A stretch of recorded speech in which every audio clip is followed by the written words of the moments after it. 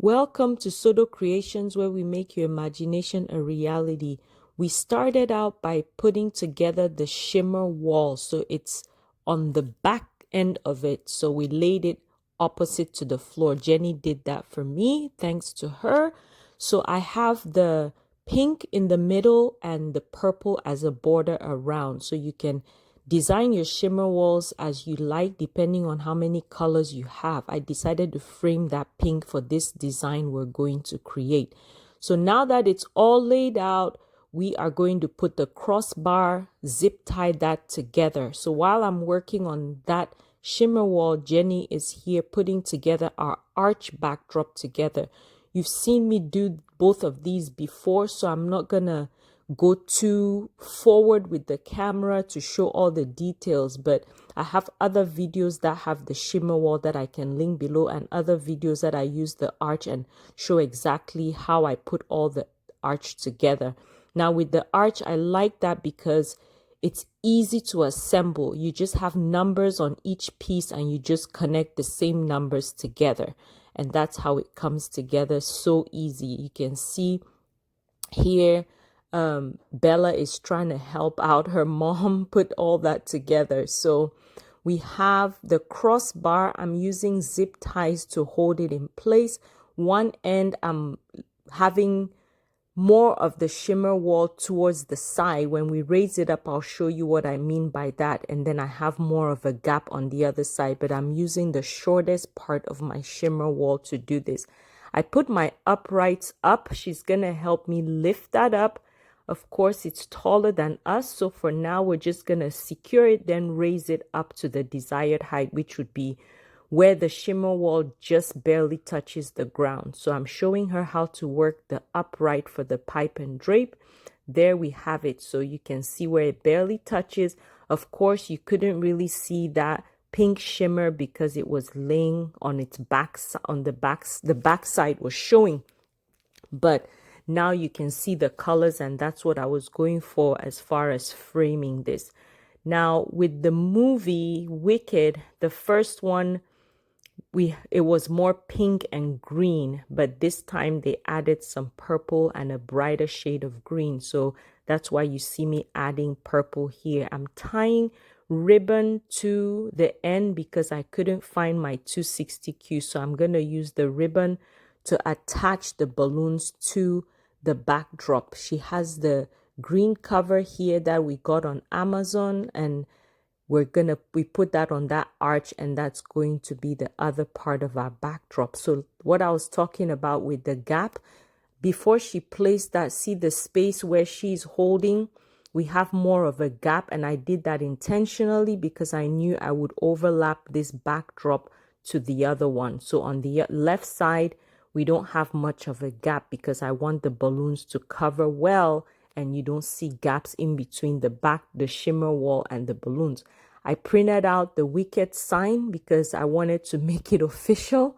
Of course, this is not for an event. This is just for you guys to see how you can design the Wicked theme. So our goal here is to get everything set up and everything taken down as soon as we're done setting up, because we have an event the very next day, and we usually like getting the venue ready because we open up early for people to decorate, whoever rents the space to decorate. So we're trying to set this up real quick so we have this done, because this was one of my things to do for the week and I wanted to just get it done, especially since I had help. So I'm attaching the balloons onto the backdrop. Luckily, we have some balloons already inflated. Otherwise, it would have taken so long to get it all done. So I'm just designing here, connecting with the necks at different points just to create that loop. I like the clusters of balloons on this side. It's going to be a slightly different pattern on the other side, but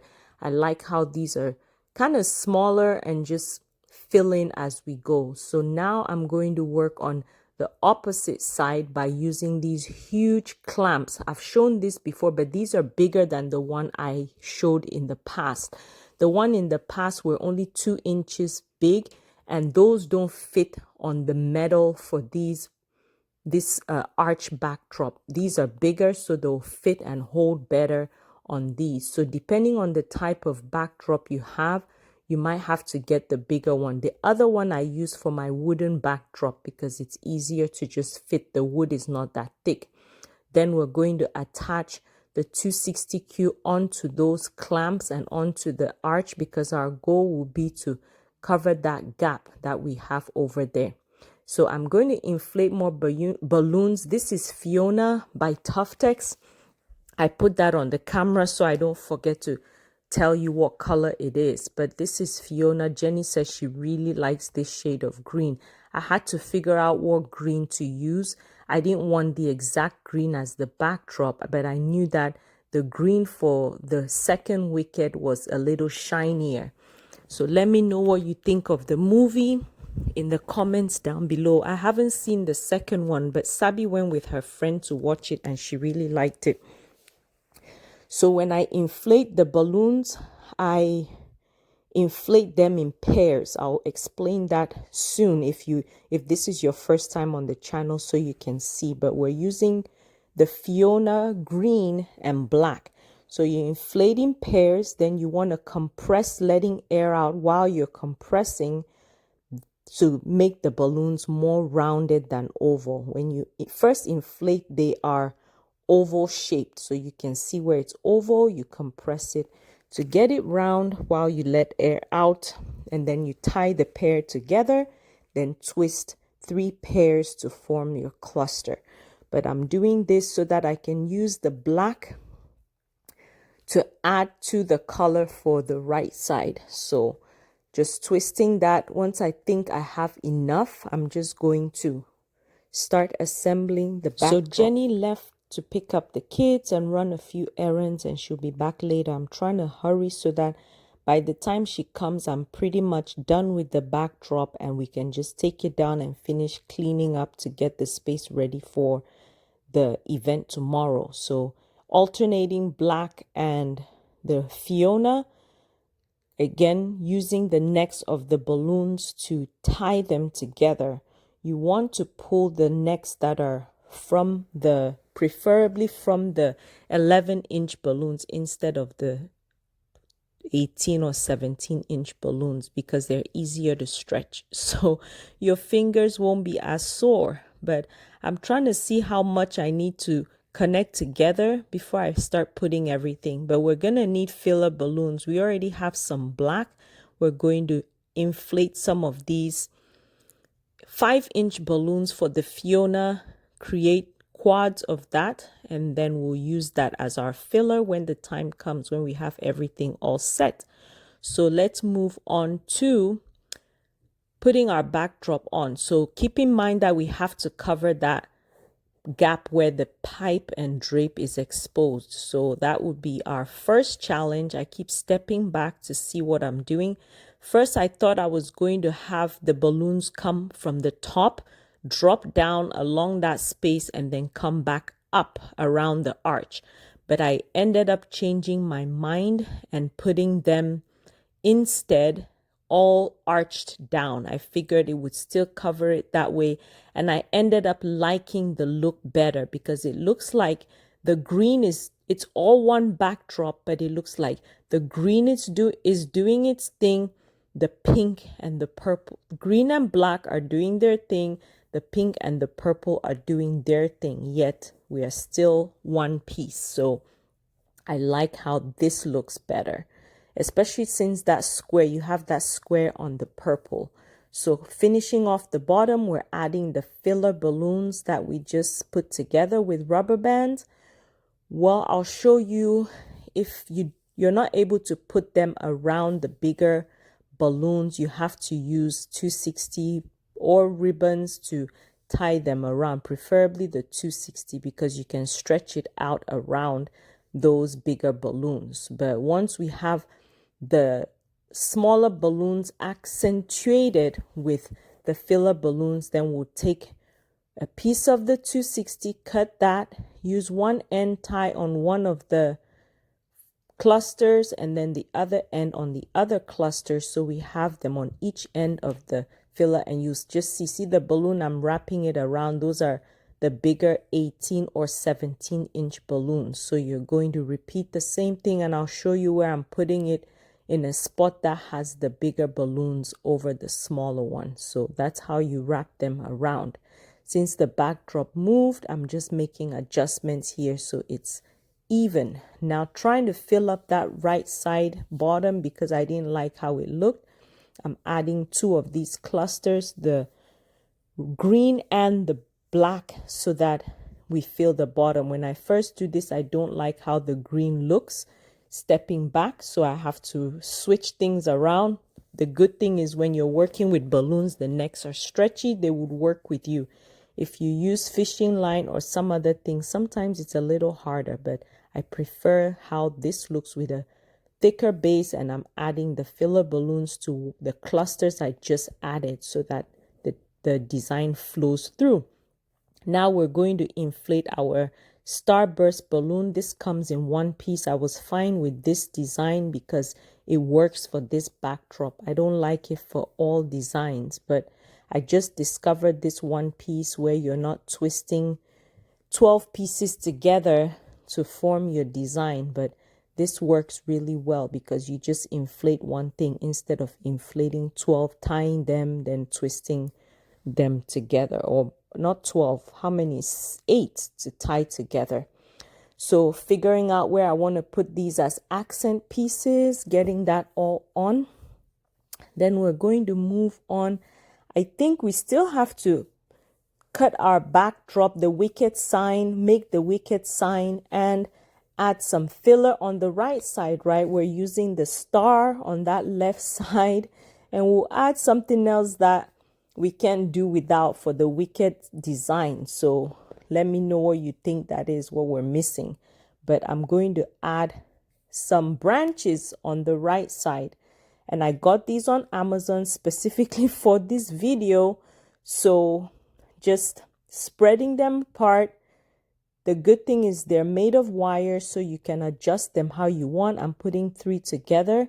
Other good thing is the ends are not sharp like some of the flowers we get that we have to tape the ends so that they don't pop the balloons. These ends are have the rubber on the end, or the plastic that the flowers are wrapped up in, the branches, so they're not popping. So I'm just straightening them up. It comes folded, bending things around to suit how I want it to look, then sliding that on to the backdrop. Still have to cut this out, so let's work on this. So I printed this out at Office Depot after I designed it. Then I'm just going to cut around, leaving a slight border around it because I wanted that gradient look for the pink and purple on the purple and green on the back end of everything. So I cut all that up. I can't remember if I show you a close-up. I think I cut that out, but this is what it looks like. We're just going to tape that down or glue that down. I'm using this cement glue that is at Walmart. It just has a brush, kind of like a bigger nail polish brush. So I put that halfway because it dries very fast and you have to put it on while it's still sticky. So I put that on, then I lift it up and I'm able to put the rest before I can start cutting around. The foam board I'm using is just the regular foam board that you get. I get this at Walmart or Hobby Lobby. So that's what I use to put this on. I thought about using actual foam, but I figured this would be faster than using a foam cutter to try to cut all around, and I could burn the paper. So the parts that are sharp or straight, I'm using a ruler to just score that out. But the parts that are rounded on the ends, then I just use the knife around. I flip it to get all the parts that did not cut through, and this is our sign. Next, we need to attach the sign onto the backdrop. I'm using a safety pin to just pop 2 holes on each side of the sign. So putting 2 holes so that I can thread my 260, not 260, the fishing line through. So I have the 2 holes. I slid the fishing line through, and I'm going to triple tie on the back. That's pretty much how I get it to stay, and you can barely see the fishing line, but I have the 2 holes right there. Thought it would show on camera, but I guess it didn't. Repeating the same thing on the opposite side, sliding that through. There are 2 holes like shoelaces. Just slide that and tie 3 times to keep it in place. So we're going to slide these fishing line through the backdrop and tie it behind the shimmer wall. Now, using the Bobo balloons, we can forget the wicked without the bubble. So we're sliding a balloon into our Bobo balloon and inflating that, then tying this up. Again, you want to first pre-inflate your Bobo balloon to give it that stretch. Then when you slide your balloon inside, you are inflating your balloon, your latex balloon, not your Bobo balloon anymore. Now I'm inflating the Bobo to stretch it out. When I put this latex in, I put the neck of the latex on the pump and I'm inflating only the latex and tying only the latex because the latex holds the Bobo open. So that's what we're doing here. We just need 3 for this backdrop, compressing a little so that the balloon doesn't look too oval on the backdrop, and then we're going to put it on.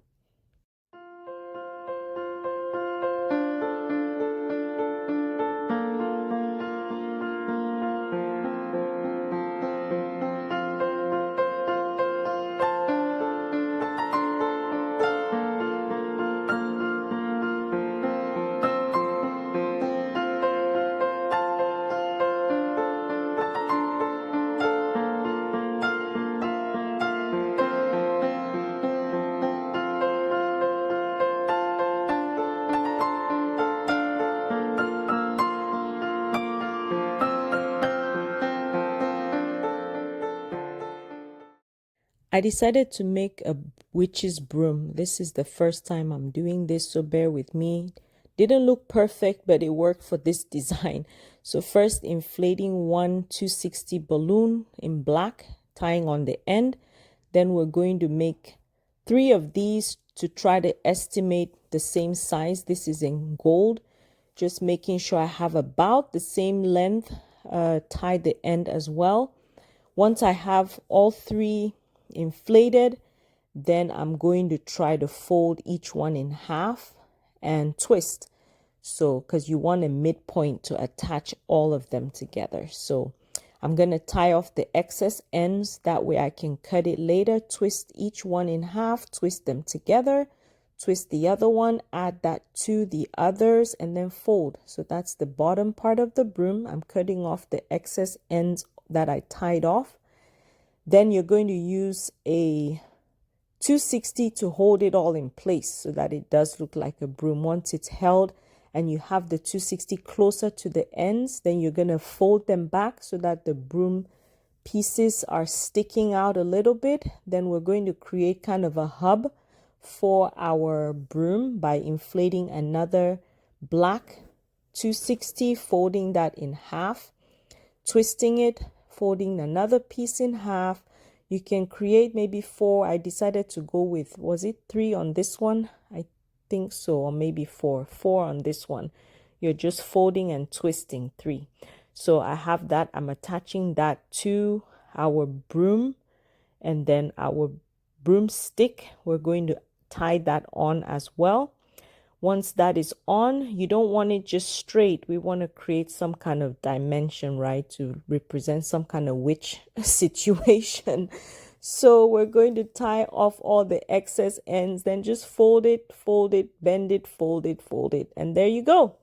That is it. I like that the gold kind of sticks out and bends, which is nice.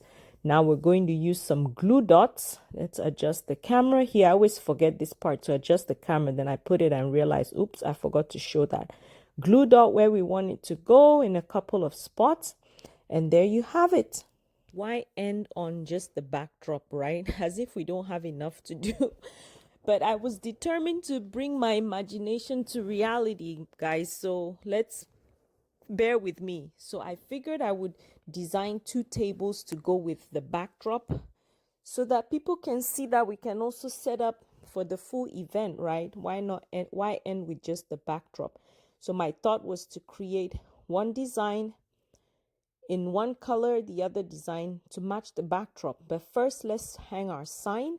We're going to slide one of our fishing line through, and you're tying this onto the grid for the shimmer wall. So just sliding that one through, pulling through and tying. You're going to tie it 3 times again so it doesn't slide.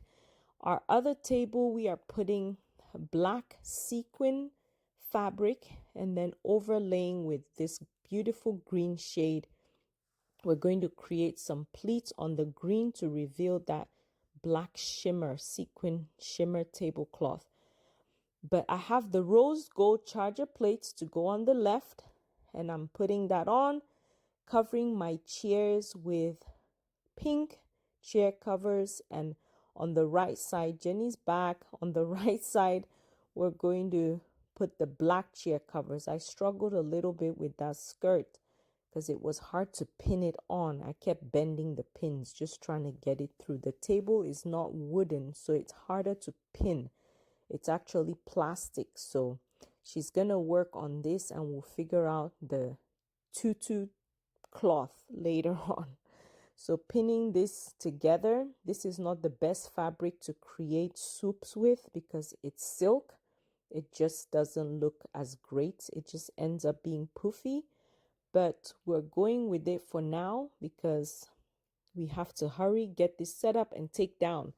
I'm doing this just for you guys. So give me a like, give me a follow, subscribe to the channel if you are interested in learning how to decorate, how to set up for events, how to do different things at event centers. So that's what we teach on this channel. I share with you my experience.